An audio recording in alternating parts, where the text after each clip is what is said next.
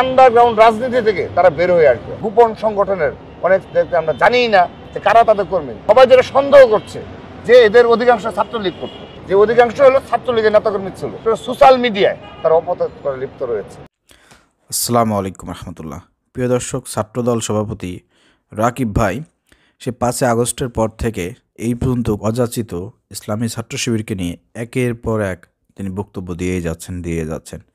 আসলে 5 আগস্ট, জুলাই এবং আগস্টের যে আন্দোলন, এই আন্দোলনে ইসলামী ছাত্র শিবির সমন্বয়কদের মধ্যে সবচাইতে বেশি ছিল, যার কারণে এটার প্রতি সেই হিংসা, মানে তাদের একটা হিংসা যে আমাদের তো ছাত্রদলের মধ্যে কোনো লোক নাই যে আপনার সমন্বয়ক পর্যায়ে আছে অথবা বড় কোনো নেতৃত্ব দিয়েছে আন্দোলনে।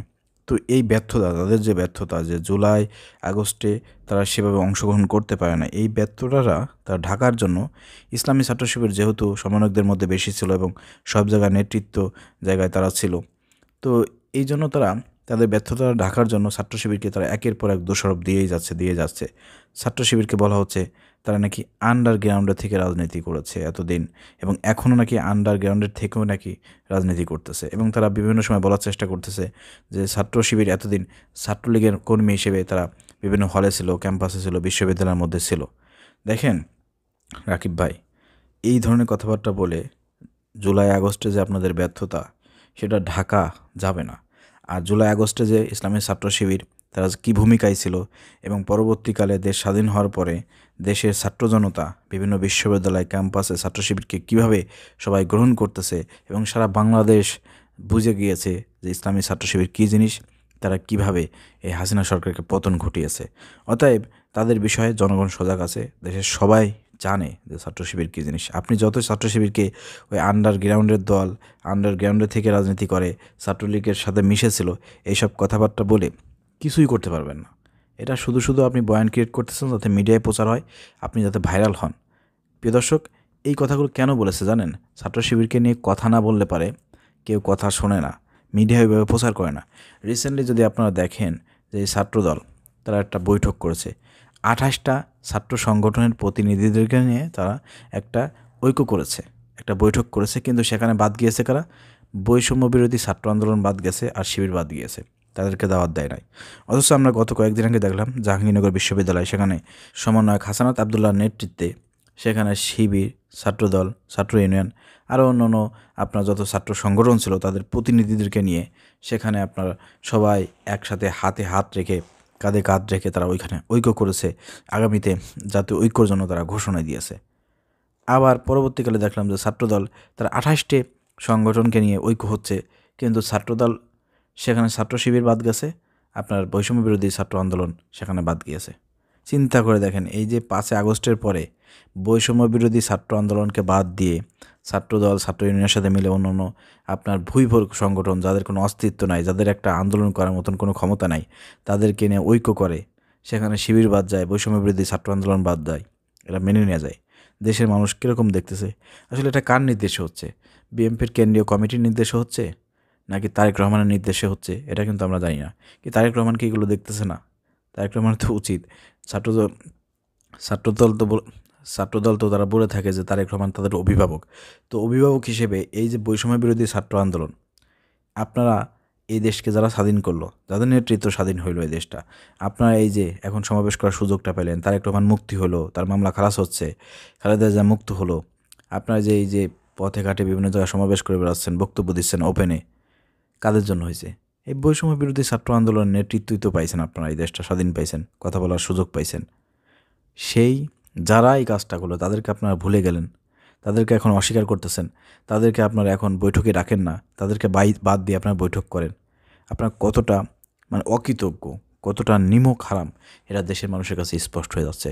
পুরো ছাত্র সমাজকে বলতে চাই, স্কুল, কলেজ, ইউনিভার্সিটি, আপনারাই তো এই দেশটা স্বাধীন করেছেন। তো আপনারা দেখেন ভাই, এই যে বিভিন্ন ক্যাম্পাসে, স্কুল, কলেজ, ইউনিভার্সিটি আপনারা দেখেন ছাত্রদল সেখানে আছেন, তাদের সাথে সম্পূর্ণ সম্পর্ক ছিন্ন করবেন। যেহেতু শিবির আর বৈষম্য বিরোধী ছাত্র আন্দোলনকে বাদ দিয়েছে, শিবির এবং বৈষম্য বিরোধী ছাত্র আন্দোলন আপনারা একসাথে কাজ করেন, অন্য 100 সংগঠনও আপনাদের পায়ের কাছে আসতে পারবে না। একটা মিছিল করার মতন তাদের সেই ধরনের যোগ্যতা, সেই ধরনের আপনার লোকবল নাই, আপনাদের সাথে পারবে না। এখানে বৈষম্য বিরোধী ছাত্র আন্দোলন যত আছেন এবং এমনি সাধারণ ছাত্র যারা আছেন আপনারা দেখেন এখানে কারা বিশ্বাসঘাতক, কারা অকৃতজ্ঞ, আপনারা তাদের সঙ্গে থাকবেন না। আপনার বৈষম্য বিরোধী ছাত্র আন্দোলনের সঙ্গে থাকেন, ইসলামী ছাত্র শিবিরের সঙ্গে থাকেন, কারণ তাদের নেতৃত্বেই দেশটা স্বাধীন হয়েছে। এই জন্য দেখেন তাদেরকে আলাদা করে দিয়েছে, ছাত্রদল তাদেরকে আলাদা করে দিচ্ছে, ছাত্র ইউনিয়ন তাদেরকে আলাদা করে দিয়েছে। অতএব আমরা বুঝতে পারতেছি আগামীতে যদি বিএনপি ক্ষমতা আসে, এই যে ছাত্ররা যে 5 আগস্ট বিপ্লব সংগঠিত করেছিল এটা মুছে দেবে তারা। যেখানে ছাত্রদল বৈষম্য বিরোধী ছাত্র আন্দোলনকে বাদ দিয়ে বৈঠক করে, তাদেরকে ডাকে না, সেখানে ক্ষমতা আসলে পারে বৈষম্য বিরোধী ছাত্র আন্দোলনের কোনো অস্তিত্ব রাখবে না, কোনো ক্যাম্পাসে থাকবে, কেউ বৈষম্য বিরোধী ছাত্র আন্দোলন করতে পারবে? আপনার কাছে কি মনে হচ্ছে? ওরা তো ছাত্রলীগের ভাইরা ভাই, আওয়ামী লীগের ভাইরা ভাই, সেই রূপে তারা ফিরে আসবে এবং ছাত্রলীগকে আবার দেখবেন ওরাই পুনর্বাসন করছে। এবং আপনারা দেখেছেন ঢাকা বিশ্ববিদ্যালয় সেখানে কমিটিতে, ছাত্রদলের কমিটিতে সেখানে ছাত্রলীগের লোকজন ঢুকছে, ইনভলভ হয়েছে। পরবর্তীকালে যখন সমালোচনা হয়েছে তখন অনেককেই বাদ করে দিয়েছে। এরকম প্রত্যেক জায়গায় আপনার দেখবেন ছাত্রলীগের লোকদেরকে দিয়ে কমিটি গঠন করা হচ্ছে, কারণ লোক পাচ্ছে না তো, কারণ সাধারণ ছাত্ররা তাদের সাথে ইনভলভ হবে না। যারা সুবিধাভোগী আছে ছাত্রলীগের ঘুরাই ফিরাই, তারাই এসে কিন্তু ছাত্রদলের মধ্যে মিলেমিশে তারা কিন্তু একাকার হবে।